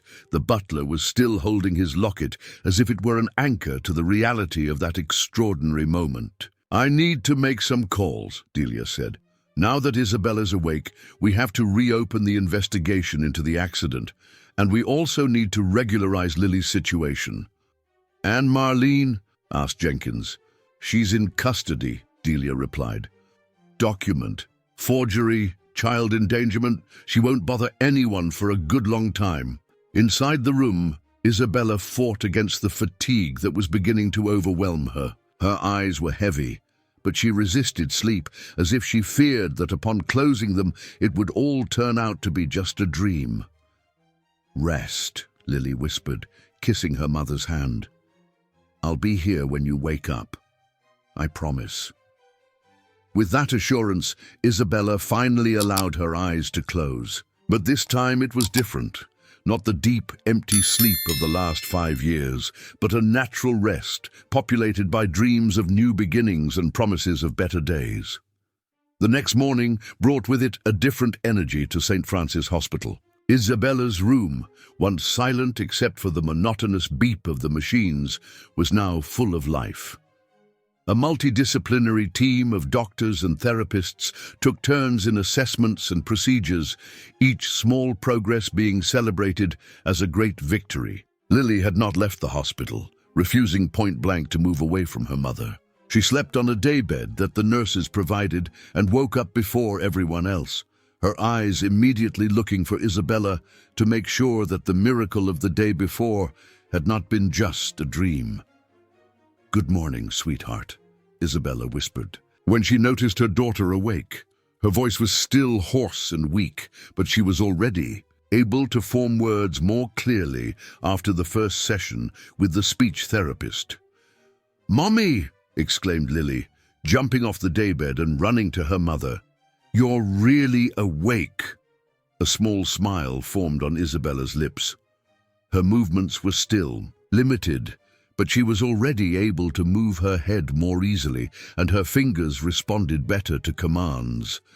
The physical therapist had explained that the fact that she had maintained some level of consciousness during the coma had helped preserve part of her motor functions. Ted, who had fallen asleep in an armchair in the corner of the room, woke up with the commotion. His back ached from the uncomfortable position, but his face radiated a peace that he had not shown for decades. "How are you feeling?" he asked, approaching the bed. Better," Isabella replied. Her eyes, still tired but much more alive than the day before, fixed on her father. "We need to talk." "We have time," he said gently. "I'm not going anywhere." At that moment, Jenkins entered the room, carrying a tray with breakfast. He had spent the night at the hotel near the hospital, but returned in the early hours of the morning. The locket that Ted had given him shone on his neck. "I brought hot chocolate for Lily," he announced, "with marshmallows and cinnamon the way that I liked it," Isabella completed, her voice choked with emotion. The butler froze for a moment, his eyes meeting hers. There was so much to be said, so many explanations to be given, so many apologies to be made. "The letters," Isabella managed to say. "I'm so sorry," Jenkins replied, tears streaming down his aged face. "I thought I was protecting everyone, but I was really just being selfish and cowardly." "No," she said, making a visible effort to articulate the words. "You took care of him, of Dad, like you promised." It was Ted's turn to get emotional. "He took care of me, yes," he admitted, "even when I didn't deserve it." The conversation was interrupted by the arrival of Delia, who brought important news. "Good morning," she greeted, her sharp eyes quickly assessing Isabella's condition. "I have updates about Juliet." Everyone turned to her, especially Isabella, who made a visible effort to concentrate. "She's anxious to come," Delia continued. "The convent where she is has been very understanding, and the nuns are helping with the process of recovering her memory. Since she found out about Isabella's awakening, more memories have been coming back." "When?" Isabella asked. "As soon as the doctors authorize your transfer to a normal room," Delia replied. Dr. Stevens thinks that this can happen later today if your vitals remain stable. As if to confirm the optimistic prognosis, the physical therapist entered the room at that moment. She was an energetic young woman with curly hair named Renee, who had already won everyone's sympathy with her cheerful and determined manner. "Good morning, family," she greeted. "Ready for another session, Isabella?" The patient nodded slightly. The physical therapy sessions were exhausting, but each small progress was a victory to be celebrated. "Can I help?" Lily asked, her eyes shining with expectation. Renee smiled. "Of course you can. In fact, having the family participate is very important for recovery." During the following hour, everyone watched in wonder as Isabella, with the help of Renee and the animated encouragement of Lily, managed to perform increasingly complex movements. Her arms already responded better to commands, and she even managed to sit on the bed with minimal assistance. "Impressive," commented Dr. Stevens, who had entered the room silently during the session. "Your recovery is exceeding all expectations." "It's because she's strong," declared Lily with conviction, like Dad Richard always said in Aunt Juliet's stories. Isabella looked surprised at her daughter. "You remember him?" "No," Lily replied, softly. "But Aunt Juliet always told me stories about you two before she got lost." "Got lost?" repeated Isabella, confused. It was Ted who explained, with the help of Delia, everything that had happened. Juliet's accident, the memory loss, her escape from the hospital, and the tireless search for Lily, even without fully remembering the details. "She never forgot the promise she made to you," Delia concluded. "Even without remembering exactly what that promise was, she knew she needed to find the girl with the locket." Silent tears streamed down Isabella's face as she absorbed all that information. Her friend, her sister at heart, had sacrificed everything to keep the promise to protect Lily. "And Richard?" she asked after a moment. "Where?" "He's no longer with us," Ted replied gently. "The accident was 6 years ago." Isabella closed her eyes, letting the pain of that information wash over her. Somehow, she already knew. Maybe part of her always knew, even during the deep sleep of the last 5 years. "His mother," she began, but her voice failed. "She's in jail," Delia completed, "just like Marlene. No one will hurt you anymore." At that moment, a nurse rushed into the room. "Dr. Stevens, urgent call from the central desk. It's about the patient from the convent in Seattle." Everyone tensed immediately. "Juliet?" Delia asked, already grabbing her cell phone. "Yes," replied the nurse. She has completely recovered her memory. It was like a snap, according to the nuns." Suddenly she began to remember everything. "When?" Ted asked. "This morning, during her prayers." She started crying and repeating Isabella's name.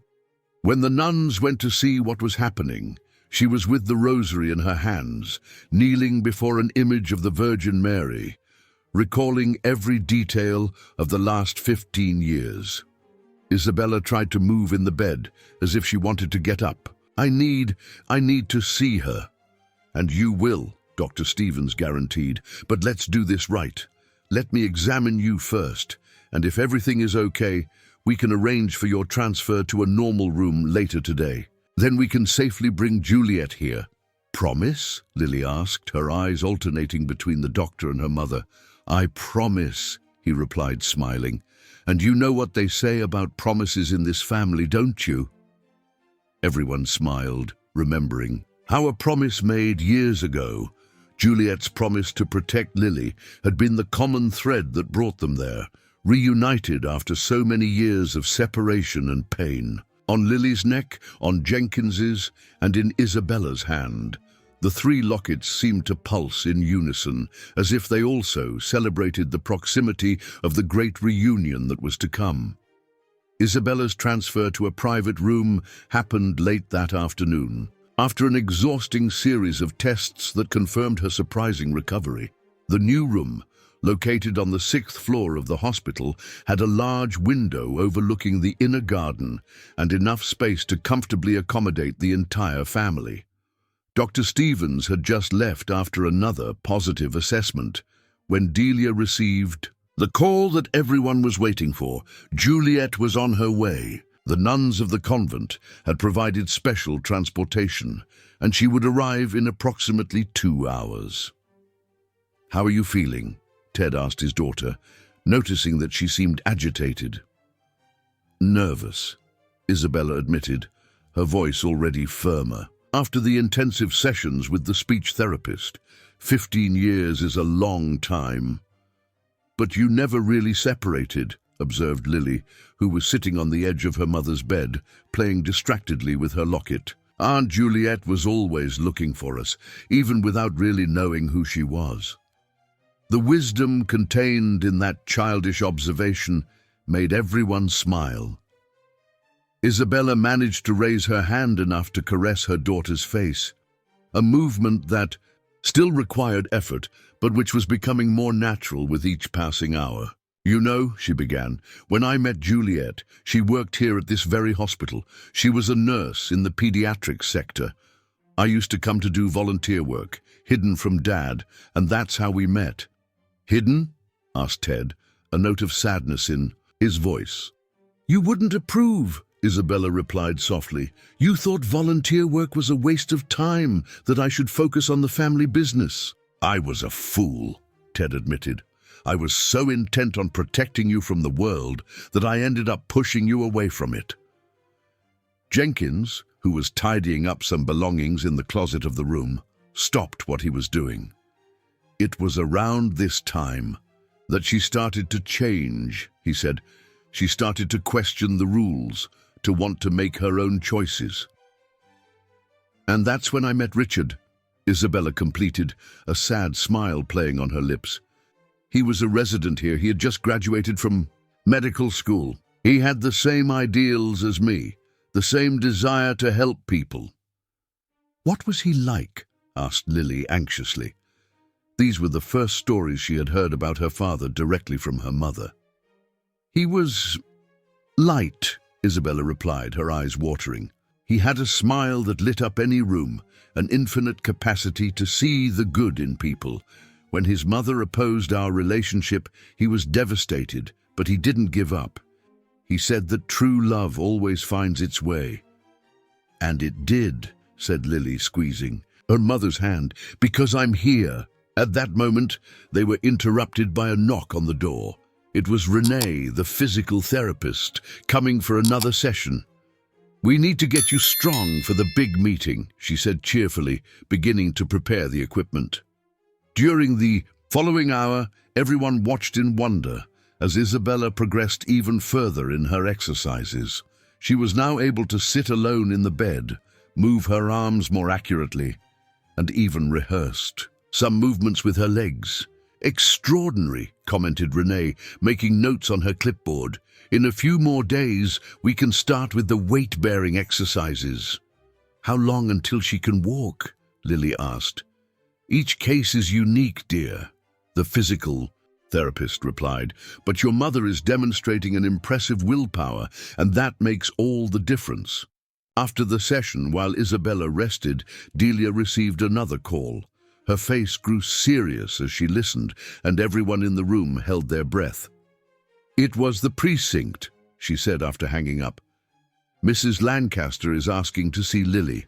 "No," exclaimed Ted immediately. "Absolutely not," agreed Jenkins. But it was Lily who surprised everyone.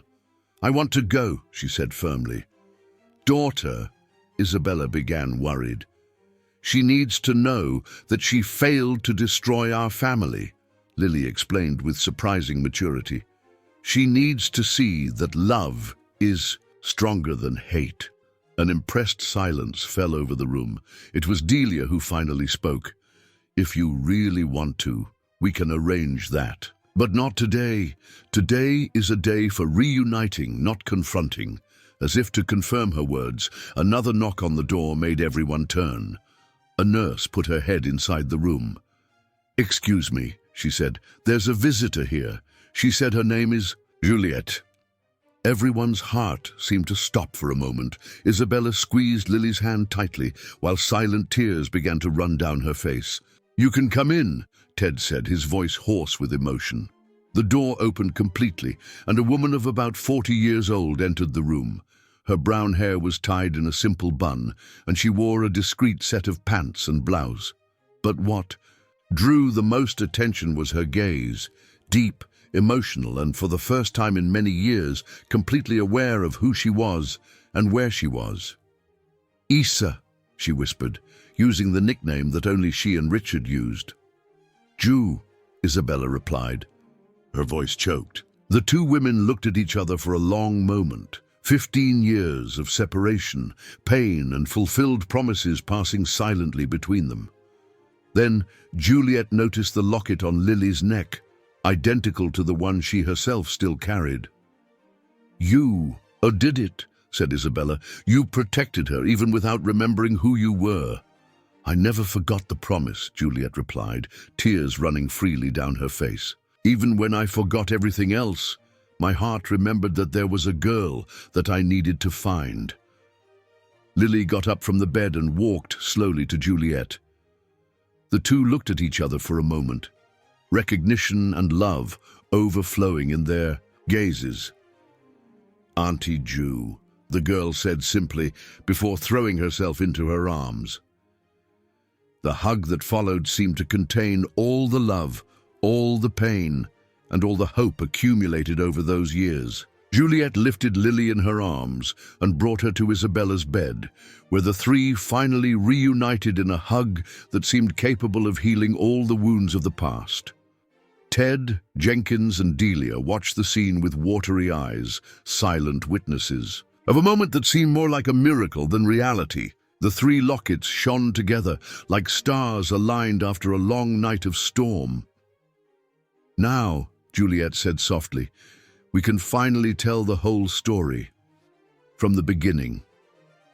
Night was gently falling over Los Angeles as Juliet began to narrate the story that had remained incomplete for so long.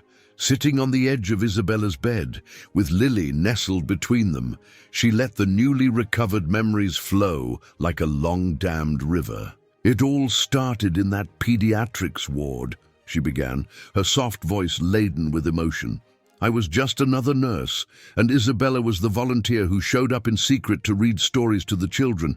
From the first moment I realized that there was something special about her, a light of her own that not all the money and social status could overshadow."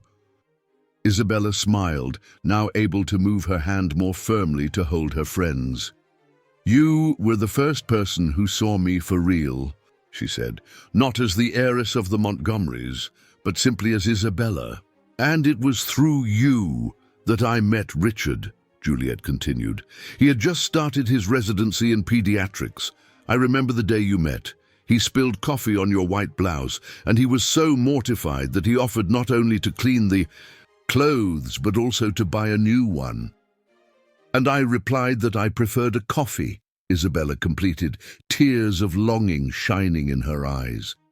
"It was the best coffee of my life." Lily absorbed every word, every detail about the father she never knew. Her fingers played distractedly with the locket, as she always did when she was emotional. "Your love was instantaneous," Juliet went on, "but we knew it wouldn't be easy. Mrs. Lancaster had very specific plans for her son's future. She wanted him to specialize in the United States, take over the direction of the family hospital, and Richard, he just wanted to make a difference, serve in underserved communities, follow his own path." Ted, who was listening to everything from his armchair in the corner of the room, felt his heart clench. How many times had he himself not imposed his dreams on Isabella's?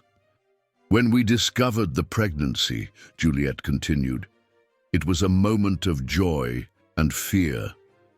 Richard was radiant, already making plans for the future, but Isabella, She paused, looking at her friend. I was terrified, Isabella admitted. Not for the baby, but for the reaction I knew was coming, both from my father and from Mrs. Lancaster. That's when we made the pact, said Juliet, touching her own locket. Isabella had a copy made of the locket she had received from her father. It was more than just a jewel. It was a symbol of our mutual promise to always protect each other, and especially to protect the child who was to come. And you fulfilled that promise beyond any expectation, Isabella said. Her voice choked. Juliet continued. When Richard suffered the accident, she paused, taking a deep breath. It wasn't an accident. Mrs. Lancaster had discovered about the pregnancy, about your plans to move to the countryside. She ordered to sabotage his car. A heavy silence fell over the room. Delia, who was making discreet notes in her notebook, stopped writing. How did you find out? She asked. I overheard a conversation, Juliet replied. I was at the hospital when she argued with a man in an empty hallway. He was demanding more money for the service. When they noticed my presence, he fled. But the look she gave me, I knew that my life was also in danger. That's why you convinced Isabella to flee, Jenkins concluded. Yes, but we didn't go far enough, Juliet continued. She followed us. She had people watching us. When Isabella decided to return to Los Angeles to confront her, you tried to stop me, Isabella interrupted softly. I tried. But you were determined. You said you couldn't keep running, that you needed to face the past in order to build a future for Lily. And that's when she ordered to do the same to Mommy, Lily said, her voice small but firm, ordered to hurt her too. Yes, dear, confirmed Juliet, hugging the girl tighter. That's why I needed to hide you. I knew she wouldn't give up until, she found you. So I took you to a shelter, with the locket as the only connection to your past. I promised I'd be back, but she reached you first, Delia completed. The accident that caused your memory loss. I don't remember the details, Juliet admitted. Just flashes. A black car following me, a sharp turn, the sound of twisting metal. When I woke up at the hospital, I didn't know who I was. But even so, even without memory, something inside me kept searching. The girl with the locket, Lily said softly. Yes, my love, replied Juliet, kissing the top of the girl's head.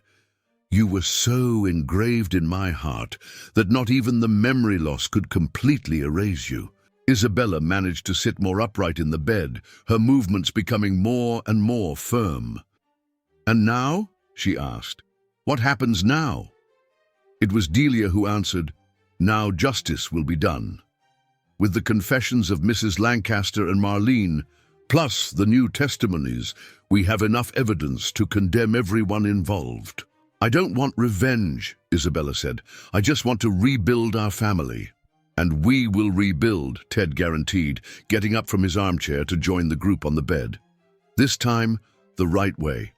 Jenkins, who had remained silent for a long time, finally spoke. There's something you need to see. From his jacket, he took a yellowed envelope. I found this when I was organizing Richard's belongings at the hospital, right after he passed.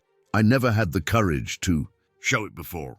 It was a letter, written with Richard's firm and elegant handwriting.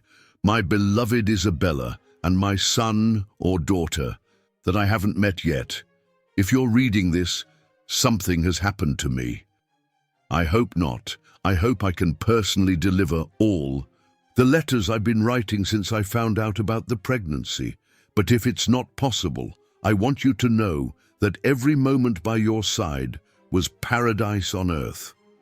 I'm not afraid of the future, even if it doesn't include me. I know that our love generated something greater than ourselves, a life that carries the best of both of us. If it's a girl, I can already imagine her with your eyes and your smile. If it's a boy, I hope he has your gentle heart and your inner strength. I ask only one thing. Don't let the hate and prejudice that separated us contaminate the heart of our child. Teach him that true love always finds its way, even if that way is longer and harder than we expected. And if one day he asks about me, tell him that his father was a man who chose love above all else, above money, status, expectations. Tell him it was the best choice I ever made. With all my love, Richard. When Jenkins finished reading, there wasn't a dry eye in the room. Lily took the letter with trembling hands, her fingers tracing the words of the father she never knew, but who somehow had always been present in her heart. He would have loved you so much, Isabella whispered, hugging her daughter. He loves me, corrected Lily. Just because he's not here doesn't mean he stopped loving. Once again, the simple and profound wisdom of the child touched everyone. Juliet smiled through her tears, realizing that her promise had been more than fulfilled. She had not only protected Lily, but helped to preserve in her the same capacity to love unconditionally that had made her parents fall in love years ago. The night was advancing outside, but inside that hospital room, a new dawn was beginning to rise. A dawn made of forgiveness, reconciliation, and above all, the love that always finds its way back home. 6 months had passed since that night. At the hospital, the Montgomery mansion in Scottsdale, once silent and dark, now overflowed with life and joy. The garden, always impeccably pruned, gained a colorful swing where Lily spent hours having fun. The windows, once always closed, now remained open, letting the Arizona breeze circulate freely through the hallways. On that particular spring morning, Isabella was sitting in a wheelchair in the garden, watching her daughter play. After months of intensive physical therapy, she was already able to take a few steps with the help of crutches, but still preferred the chair for longer distances. Her face had regained its color and liveliness, and her eyes shone with a joy that not even the years of deep sleep could erase. "Higher, Uncle Jenkins!" Lily shouted as the butler pushed her on the swing. The locket on her neck shimmered under. The morning sun, as did the one Jenkins carried, the man who had once been the very personification of formality, now smiled openly, his laughter mixing with the girls'. Ted came out of the house carrying a tray with lemonade, a task that before would have been unthinkable for him to delegate to someone. The months had softened the lines of worry on his face, and the bitterness that had once consumed him had given way to a serenity that only true forgiveness can bring. "Is Juliet arriving soon?" Lily asked, jumping off the swing and running to her grandfather. "Any minute now," he replied, serving a glass of lemonade to his granddaughter. She just needed to sort out the last details at the hospital. Juliet had resumed her work as a nurse, but now at the St. Jude's Hospital of Scottsdale. The experience at the convent during her memory loss had sparked in her a special interest in patients with neurological trauma, and she was specializing in that area. "Mommy," Lily called, sitting at the foot of Isabella's chair. "Tell the story of the locket again." Isabella smiled, exchanging a knowing glance with her father. "Again? Haven't you memorized every detail yet?"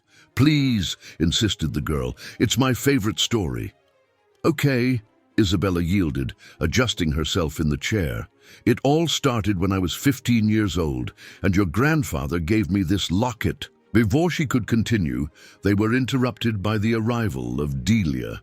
The investigator, who had become a close friend of the family, carried a folder under her arm and a serious expression on her face. "Sorry to interrupt," she said, "but I have important news." Everyone gathered in the living room, that same room where months ago Marlene had tried to manipulate the situation to her advantage. Now the atmosphere was completely different. Welcoming, familiar, full of photographs that told the story of a reunited family. "Mrs. Lancaster," Delia began, "asked to see Lily again." A tense silence fell over the room. The last time Lily had visited her paternal grandmother in prison, 3 months ago, had been a crucial moment for everyone. "Do you want to go, sweetheart?" Isabella asked softly. Lily thought for a moment, playing with her locket, as she always did when she was thoughtful. "Yes," she replied finally. "I think she needs to see that we're okay. That love is stronger than hate, like Daddy always said." At that moment, Juliet arrived, still wearing her nurse's uniform. Her eyes, once lost and confused during the years of amnesia, now shone with purpose and joy. "Did I arrive just in time to hear the story of the locket?" she asked, hugging Lily. "Actually," Delia said, "we were discussing something important." "Mrs. Lancaster." "Ah," interrupted Juliet, her face growing serious. "She contacted me at the hospital today." Everyone turned to her, surprised. "How so?" asked Ted. "Through her lawyer," Juliet explained. "She wants to make a significant donation to the neurology wing of the hospital for research in brain trauma and rehabilitation." "Like Mommy's?" asked Lily. "Yes, dear, like your mum's." Isabella closed her eyes, letting the emotion wash over her. It was a small gesture in the face of all the harm caused, but perhaps it was a beginning, a sign that even the most hardened hearts can, eventually, learn to open up. "There's one more thing," Delia continued, opening her folder. "We found this among Richard's personal belongings at the hospital. It was kept in a safe that only now we were able to get authorization to open. It was an envelope, yellowed by time, addressed to my daughter. I'm sure it will be a girl. Inside there was a letter and a small velvet box. 'Dear daughter,'" read Isabella aloud, her voice trembling with emotion. "If you're reading this, it means that my suspicions about my mother were correct. I tried to protect you and your mother, but maybe it wasn't enough. So I leave you my most precious possession, the graduation ring that I refused to exchange for the one my mother wanted me to wear. It's a symbol that we must always be true to our hearts, no matter what others say. Wear it in your locket, along with the picture of the mansion. That way you'll always have a piece of your father with you." Lily opened the small box with trembling hands. Inside was a simple doctor's ring with the symbol of the caduceus engraved. It was too small to wear on her finger, but it fit perfectly inside the locket, next to the miniature of the mansion. "He knew," she whispered. "He knew that I would find the way back home. Love always finds its way," completed Isabella, hugging her daughter. At that moment, as if the universe wanted to confirm those words, a ray of sunlight entered through the window, making the 3 lockets, Lily's, Juliet's, and Jenkins's, shine simultaneously. It was as if the jewels were celebrating the closing of a cycle, the fulfillment of a promise, the victory of love over hate. "You know," said Ted, breaking the emotional silence, "I think it's time to make one more locket." Everyone looked at him, curious. "For Isabella," he explained, "a new one that represents not what we lost, but what we found. Not the mansion as a gilded cage, but as a true home. With space for Dad's ring," added Lily. "And for a new picture," completed Juliet. "One with all of us together." Isabella looked around, at her father, who had learned to love without controlling, at Jenkins, who had transformed his silent devotion into true fraternal love, at Juliet, her sister at heart, who had sacrificed everything to keep her promise, and at Lily, her little warrior who had inherited Richard's strength and her own persistence. "A family," she said softly, "a true family. And this time," promised Lily, "no one will separate us." Outside, the Scottsdale spring painted the garden with vibrant colors, as if nature itself celebrated that moment. The end. The gentle breeze made the curtains dance, carrying away the last vestiges of the darkness that once inhabited that house. The lockets continued to shine, no longer as guardians of secrets, but as symbols of a truth that Richard always knew. True love always finds its way, even if that way is longer and harder than we expected. And sometimes it's precisely the scars on our heart that show us how much we are capable of loving.